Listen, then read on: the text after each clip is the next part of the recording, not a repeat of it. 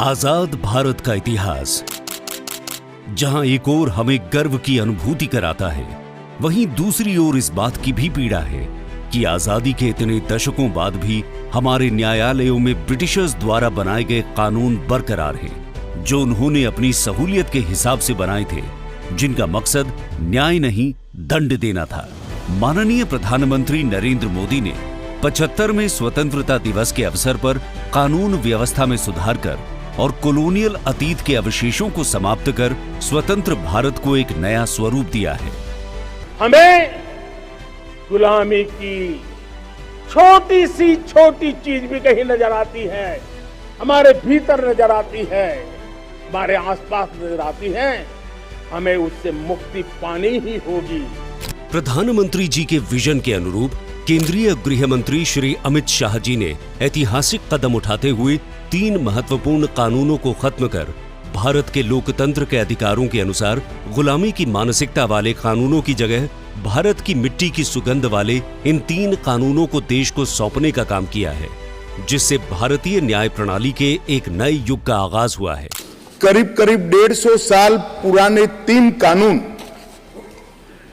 जो हमारी criminal justice system, आपराधिक न्याय प्रणाली को गवर्न करते हैं, वो तीनों कानूनों में पहली बार मोदी जी के नेतृत्व में भारतीयता, भारतीय संविधान और भारत की जनता का चिंता करने वाले बहुत आमूलचूल परिवर्तन लेकर मैं आया हूं। नए कानूनों में इंडियन पीनल कोड आईपीसी, जो कि 1860 की जगह भारतीय न्याय संहिता 2023 लाया गया है।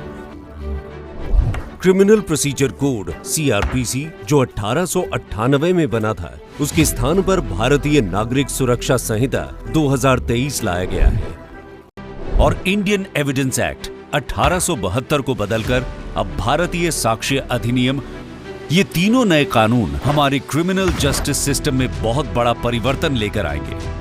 पहले कानूनों में मानव हत्या या स्त्री के साथ दुराचार जैसे जघन्य अपराधों को बहुत नीचे रखा गया था और राजद्रोह, खजाने की लूट, शासन के अधिकारी पर हमले जैसे अपराधों को इनसे ऊपर रखा गया था। इस अप्रोच को बदलकर कानून की नई किताब में सबसे पहला चैप्टर महिलाओं और बच्चों के साथ अपराध को रखा गया है। इसमें सबसे पहले गैंगरेप, उसके बाद 18 वर्ष से कम आयु की बच्चियों के साथ अपराध के मामले और फिर शादी, रोजगार और पदोन्नति के झूठे वादे और गलत पहचान के आधार पर यौन संबंध बनाने को पहली बार अपराध की श्रेणी में लाया गया है। वहीं दूसरा चैप्टर मानव हत्या और मानव शरीर के साथ होने वाले अपराधों पर है। पहले आतंकवाद की कोई व्याख्या नहीं थी, अब सशस्त्र विद्रोह, विध्वंसक गतिविधियां, अलगाववाद, भारत की एकता, संप्रभुता और अखंडता को चुनौती देने जैसे अपराधों की पहली बार इस कानून में व्याख्या की गई है। पहली बार संगठित अपराध की व्याख्या नए कानूनों में की गई। साइबर अपराध, आर्थिक अपराध, मानव तस्करी जैसे कृत्य अब संगठित अपराध कहलाएंगे। मॉब लिंचिंग पर भी मोदी सरकार सख्त कानून लेकर आई है। अब नस्ल, जाति या समुदाय के आधार पर की गई हत्या को इसमें जोड़ा गया है। कानूनों को मजबूत और न्याय को फास्ट ट्रैक करने की दिशा में कई महत्वपूर्ण बदलाव किए गए हैं।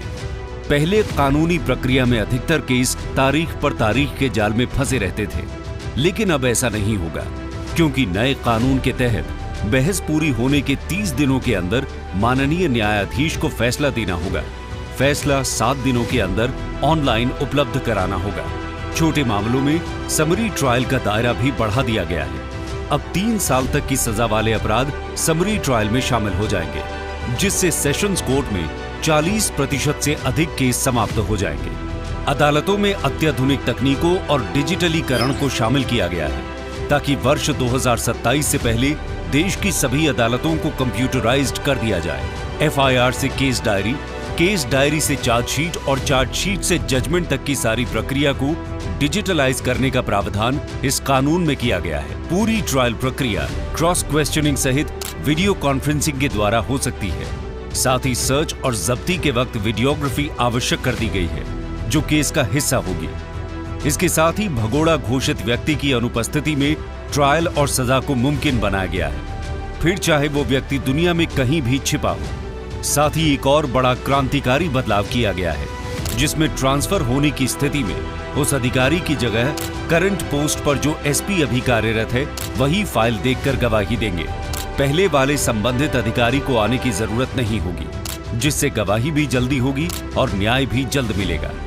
नए कानून में कम से कम 7 साल की कैद की सजा वाले अपराधों के लिए फोरेंसिक जांच को अनिवार्य किया गया है। ऐसे मामलों में फोरेंसिक विशेषज्ञ या फोरेंसिक टीम साक्ष्य यानी एविडेंस इकट्ठा करने के लिए अपराध स्थलों के दौरे को भी कंपलसरी किया गया है। इन नए कानूनों से भारत में संपूर्ण रूप से लोकतंत्र का सवेरा होगा। न्यायालयों में न्याय की हुकूमत होगी, इंसाफ की तीव्रता होगी और मानवता की जीत होगी। ये ऐतिहासिक परिवर्तन कानून की किताबों में नया इतिहास रचेगा, क्योंकि न्याय वही है जो नागरिकों के अधिकार की बात करे।